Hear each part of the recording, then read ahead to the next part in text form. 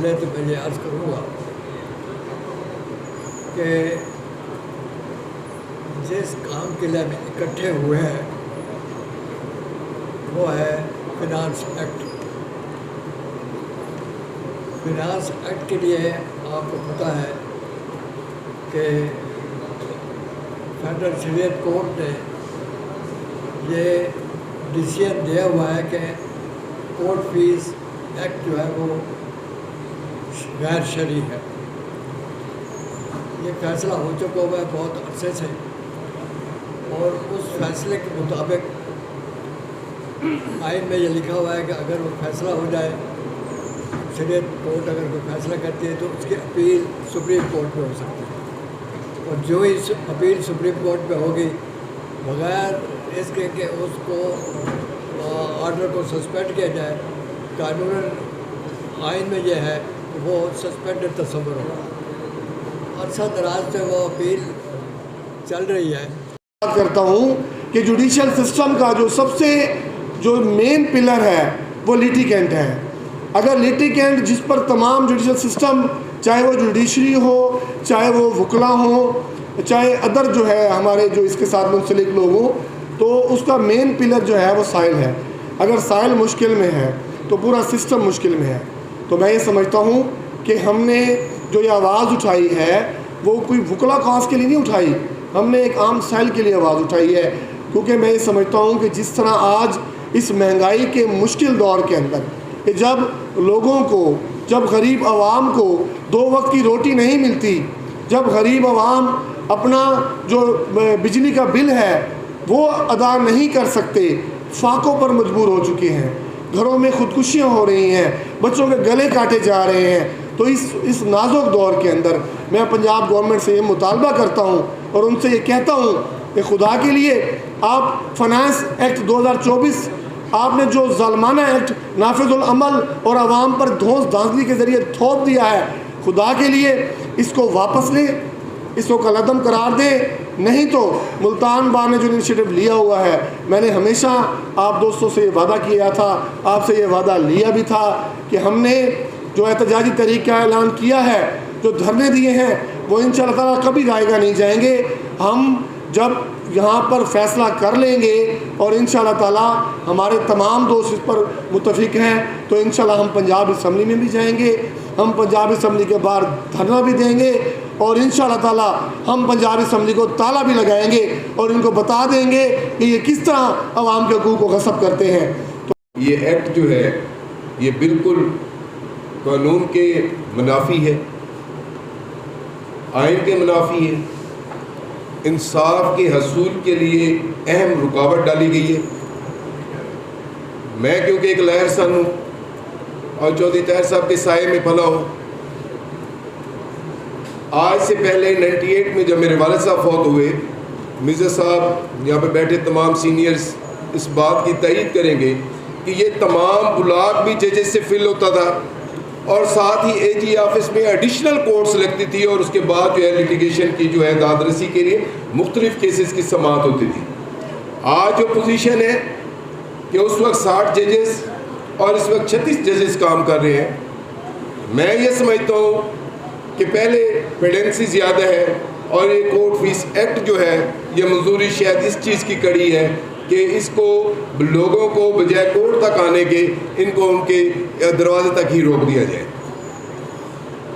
ایک غریب عوام کی آخری آس عدالت کا دروازہ ہوتا ہے، اور وہ اپنی آس اور امید کے ساتھ ایک وکیل کے پاس کچہری رن کرتے ہیں اور وہاں پر اپنی داد رسی لینے کے لیے اپنی گزارشات کرتے ہیں۔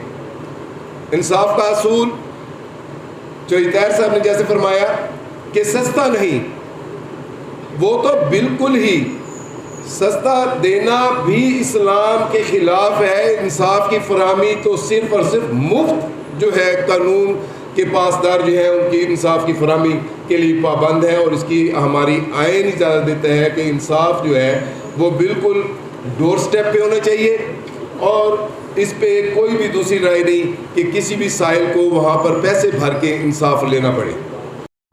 کار نہیں ہے، یہ عوام، پبلک، ہمارے کلائنٹس سب کا مسئلہ ہے.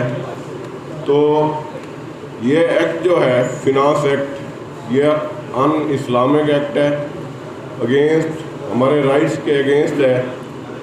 ہم کسی طور پر بھی یہ ایکٹ اس کی پاسداری نہیں ہونے دیں گے, کیونکہ ملتان بار نے ہمیشہ وکلاء کے حقوق کے تحفظ کی ہمیشہ کے لیے جنگ لڑی ہے. حالات کو مایوسیوں نے گھیرا ہے, جدھر بھی نگاہ اٹھاؤ اندھیرا ہے. شب سیاہ سے نہ گھبراؤ ہم سفرو, شب سیاہ کی آغوش میں سویرا ہے. انشاءاللہ تبارک تعالیٰ میں کہا کرتا ہوں, اور یہ حقیقت بھی ہے, کہ اس پاکستان کو وکلا نے بنایا ہے. پاکستان کے لیے اگر خواب سوچا تھا تو وہ جناب علامہ اقبال رحمۃ اللہ علیہ تھے, اور جو پاکستان کے بانی ہیں وہ جناب محمد علی جناح رحمۃ اللہ علیہ ہیں, اور ان کے ساتھ ہمارے اسلاف نے, ہمارے علماء اکرام نے مل کر اس پاکستان کو حاصل کیا.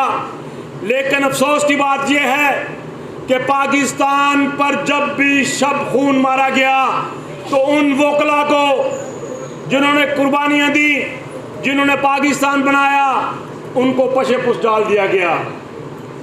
افسوس یہ ہے کہ منزل انہیں ملی جو شریک سفر نہ تھے. آج ہم انشاءاللہ متحد ہو کر, یہ فنانس ایکٹ ہو یا کوئی بھی ہو, ہم اس کو اپنے پاؤں کے نیچے روکتے ہیں. لیکن میں مرزا صاحب سے ایک ریکویسٹ ضرور کروں گا کہ مرزا صاحب اس کاز کو, اس ایکٹ کے خلاف کم از کم پاکستان بار تک آپ اپنی آواز پہنچائیں, خاص طور پر اعظم ندیر تارڑ صاحب کو, کہ وہ اس پر ایکشن لیں اور اس ایکٹ کو کینسل کروانے کے لیے اپنا کردار ادا کریں. جو لیٹیگنٹ ہے یہ سارا برڈن اسی کو کیا جا رہا ہے. چودھری جہاں زیب نے جس بات کا اظہار کیا اور میڈم نے جس بات کا اظہار کیا اور سارے مقررین نے, یہ اس کی جنگ ہے, اور اس جنگ میں ہمیں سول سوسائٹی کو بھی ساتھ لے کر چلنا ہے.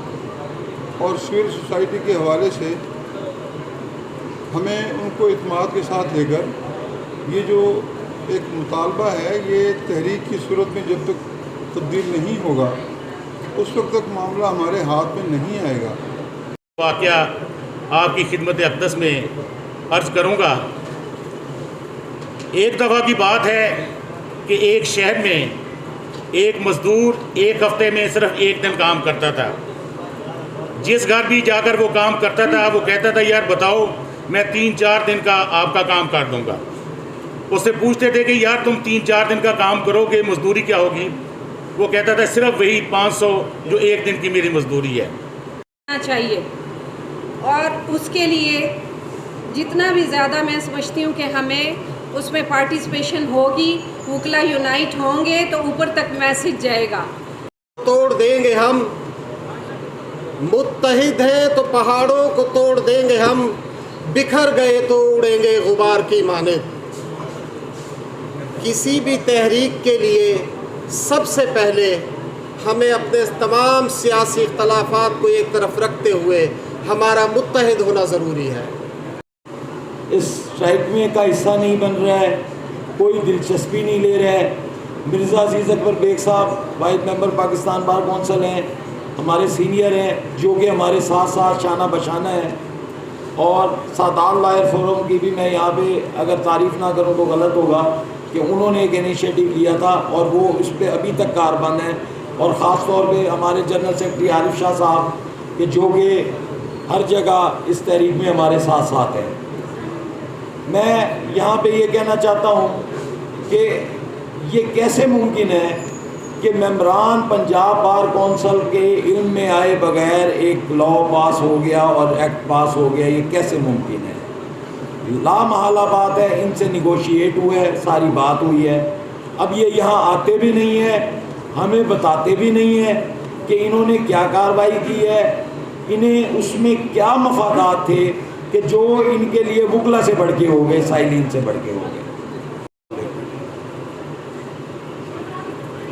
یہ فنانس ایکٹس پہ جو ہم گفتگو کر رہے ہیں तो पिछले दिनों high court bar association Multan ने भी बड़ा इनिशिएटिव लिया और तमाम नुमाइंदा बार्स, सदर, सेक्रेटरीज और तमाम साउथ पंजाब से बुनियादी हक ये भी है कि पाकिस्तान के तमाम सिटीज़न बराबर हैं, मर्द हो औरत हो वो बराबर हैं, लेकिन ये एक्ट सिर्फ पंजाब में नाफिज किया गया है।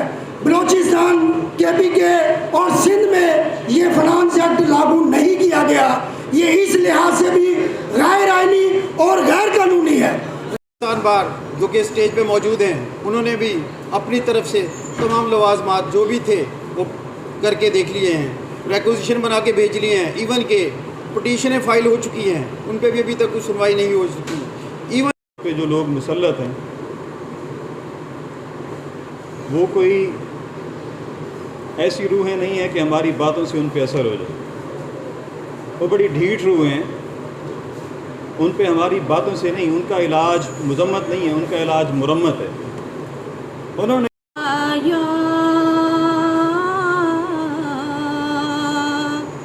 या रसूल अल्लाह लगता है पूछे